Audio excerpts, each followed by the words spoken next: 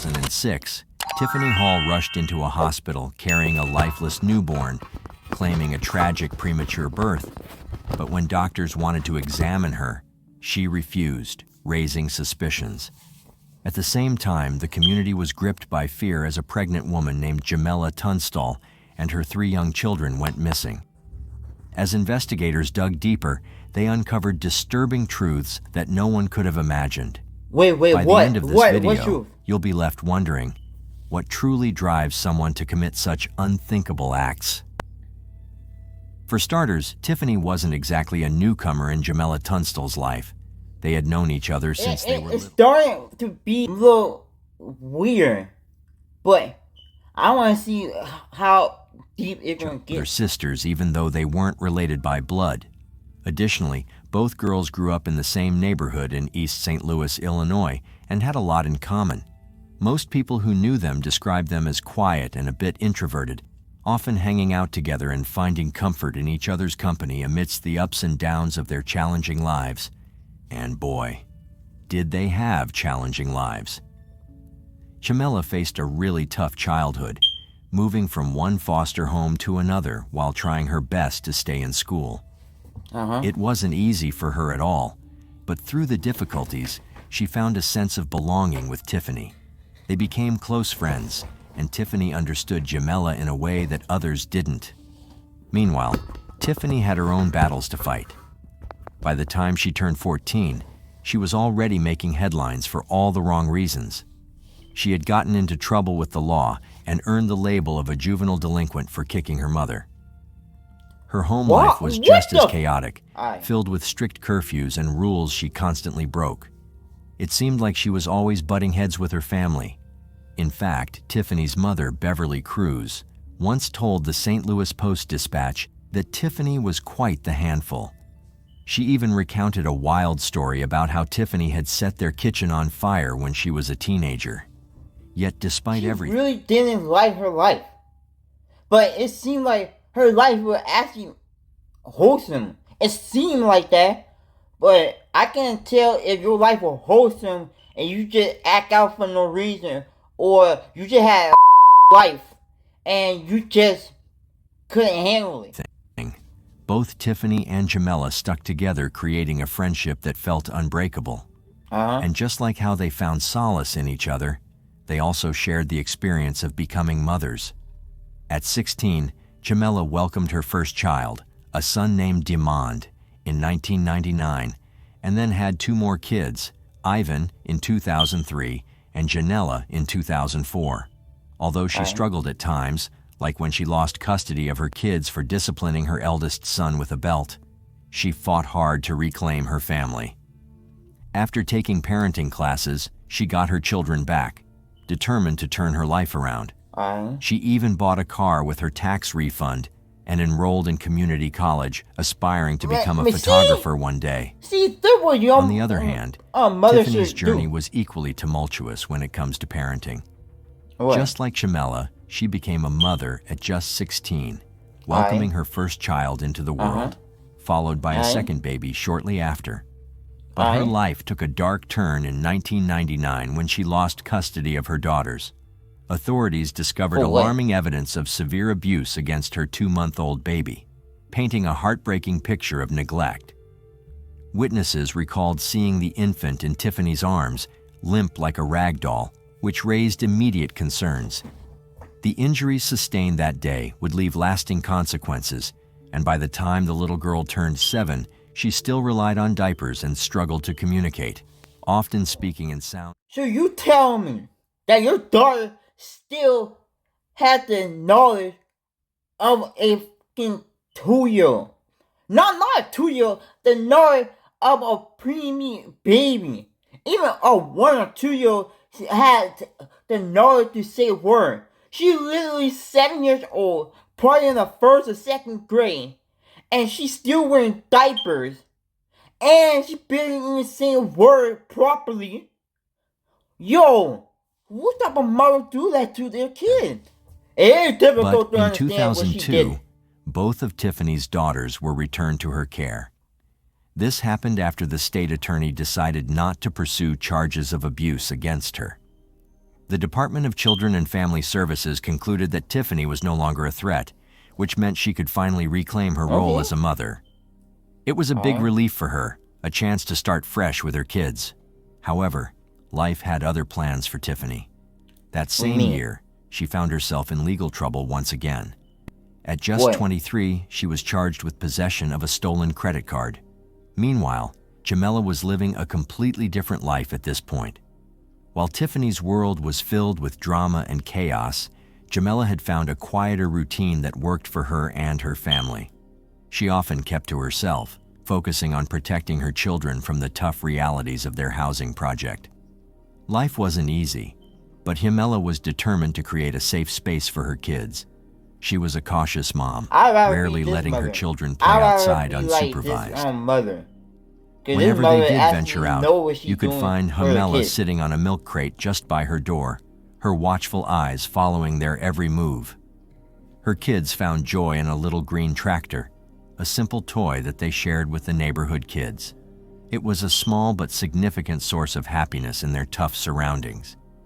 Additionally, Jamela would walk her children to the school bus stop every morning, ensuring they started their day safely. By 2006, Jamela was 7 months pregnant, eagerly awaiting the arrival of a baby girl. She dreamed of a brighter future for herself and her growing family, filled with hope and possibilities.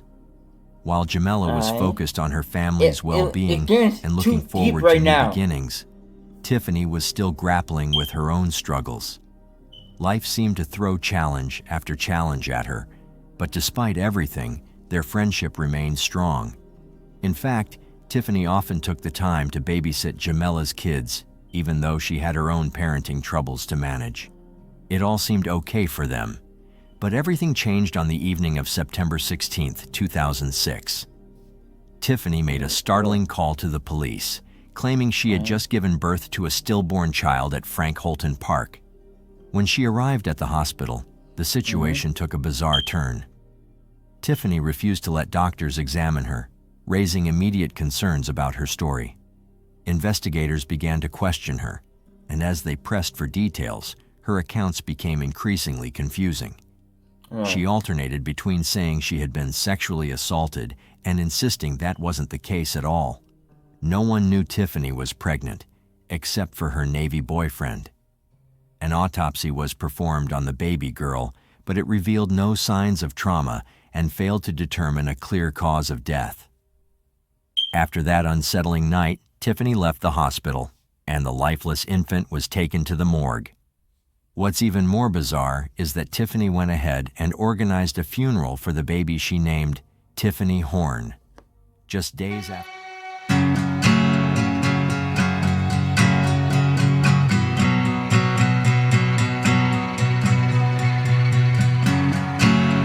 her dramatic claims, on September 21st, she held the service, but the event was anything but ordinary. The funeral director couldn't help but notice Tiffany's strange behavior. Just minutes before the ceremony was set to begin, she unexpectedly asked if they could move the funeral to another day so that more family members could attend. This raised eyebrows, especially since only 2 family members showed up, which seemed odd given the circumstances. To make things weirder, Tiffany showed up 2 hours late. That's not something you expect at a funeral, where people usually arrive on time to pay their respects. Among the few who did come was her boyfriend, Keith Horn. He had come back from the Navy just for this service because he believed the baby being buried was his daughter. Meanwhile, everyone was starting to get really worried about Jamela. No one seemed to know where she was, and her friends and family were feeling more anxious by the minute. They tried calling her, sending messages, and reaching out on social media, but nothing came through. It was like she had just vanished into thin air. By the way, I post true crime and new cases here every day, so if that sounds like your kind of thing, please consider subscribing. It helps a lot. It wasn't until after the funeral. Yeah, it helped me a lot. I react to death, funny stuff. And y'all want to see crazy things like this? Hit that like, subscribe button, and not put notification bell. When Tiffany had a conversation with Keith that would change everything. Tiffany casually mentioned that she had cut the baby out of her best friend, Jamela. Those words hit Keith like a ton of bricks. His mind raced as he tried to process what she was saying. How could she claim something so horrific? Was it even possible? Yeah. At that point, Keith felt a rush of panic. He knew he couldn't just sit around doing nothing. He had to protect Jamela and figure out the truth behind Tiffany's shocking confession. Without wasting any time, he grabbed his phone and dialed the police. The police wasted no time in finding Jamela's body, which had been missing for 6 long days. When they discovered her in high weeds near Tiffany's home, it sent shockwaves through the community. To make the situation even more chilling, they found a pair of scissors lying near her remains. What? This led to Tiffany's arrest that same night. While in custody, she began to share the horrifying details of what had happened almost a week ago, the day she delivered her baby girl. Earlier that day, Jamela, who was 7 months pregnant, had been casually hanging out with Tiffany at her mother's home in Belleville. But things took a dark turn when Tiffany struck Jamela over the head with a table leg, hitting her repeatedly until Jamela became unconscious. Once Jamela was down, Tiffany took the situation to an unimaginable level. She bound Jamela's hands and feet with duct tape, ensuring she couldn't escape. At one point, Jamela regained consciousness and desperately tried to wriggle free from her restraints. But Tiffany, now completely unhinged, struck her again and taped her mouth shut to silence her cries for help. Then Tiffany dragged Jamela's lifeless body into the bathroom. In a chilling moment, Tiffany cut open Jamela's stomach with scissors in a desperate attempt to take the baby from her womb. Tragically,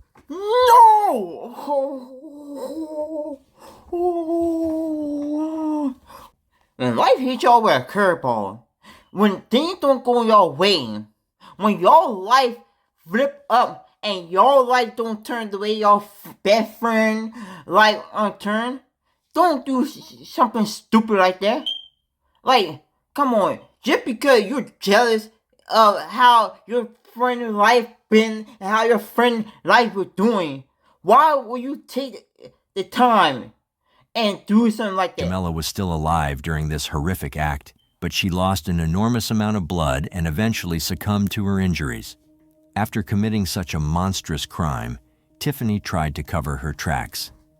She wrapped Jamela's body in a shower curtain and transported it to a weedy, vacant lot behind her house, where she dumped it like garbage. What's even more unsettling is that Tiffany had been planning this for weeks.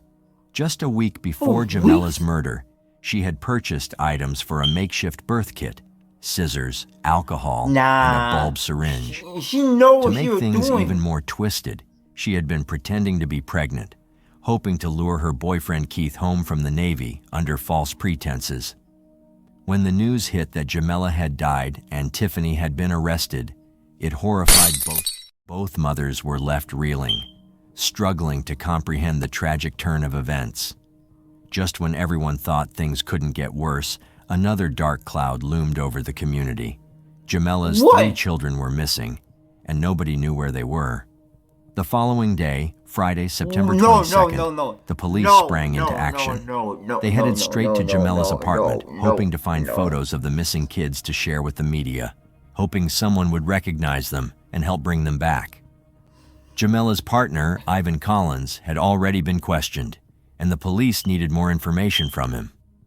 While the police were piecing together the timeline, they learned that Tiffany's daughters were safe, but Jamela's kids were still unaccounted for. The officers reached out to Ivan again, hoping he could shed light on the situation. He mentioned that he'd last seen the children 3 days earlier, on the 18th, but when he was asked about their whereabouts since then, he said they had been with him before leaving with Tiffany that same night. This raised even more eyebrows. As the investigation continued, Tiffany was still in custody, and it wasn't long before she spilled the beans about where the kids were. This confession led the police back to Jamela's apartment the next morning, but what they found was nothing short of horrifying. As they stepped inside, a dreadful smell hit them, a sickening stench that made it clear something was terribly wrong. It was then that they discovered the heartbreaking truth: the naked and decomposing bodies of Jamela's 3 children. 2 were crammed inside the washing machine, and the 3rd was found in the dryer. They had been left there for 5 long... Yo! How crazy you gotta do to take it a step further and do something that insane? Who does that? But it's worse than what Jeff Dahmer do. Like 10 times worse. Who would even do something so sinister? Days, and the police had unknowingly walked right past that horrifying scene just the day before. It was a chilling realization that no one could have prepared for, deepening the tragedy of the whole situation. Tiffany's confession to the children's murders. Now let's take a closer look at Tiffany's side of the story. On September 18th, just 3 days before the funeral, and shortly after she had committed the unthinkable act against Jamela and her unborn baby, Tiffany had more plans in store. What? Tiffany spun a big lie to Ivan, claiming that Jamela wanted her kids and her car. This sneaky story let Tiffany pick up 7-year-old Demond, 2-year-old Ivan, and 10-month-old Janella. Once she had them, Tiffany casually told the kids it was time for a bath. But instead of a fun splash, one by one, she drowned them in the same bathtub where she had killed their mother. Some reports even say that she drugged the kids with cough syrup before putting them in the tub, making it even easier for her to carry out her horrific plan. After the terrible act, Tiffany stuffed their tiny bodies into the washer and dryer of Jamela's apartment in the John DeShields housing complex. By this point, she had not only taken her best friend's life and that of Jamela's unborn baby, but also confessed to the murders of her 3 children. All the kids were naked, except for a pair of underpants on one of the children. Surprisingly, Tiffany never gave any reason for why she killed Jamela's kids, leaving everyone puzzled. Why would someone take the life of their best friend? Yeah. What could drive a woman to harm 3 innocent kids? Did Tiffany really have a miscarriage, or was she ever even pregnant? Did she struggle with mental health issues? The questions seemed never-ending. Jamela's funeral took place on September 29, 2006, and it was a massive gathering with over 700 people showing up to pay their respects.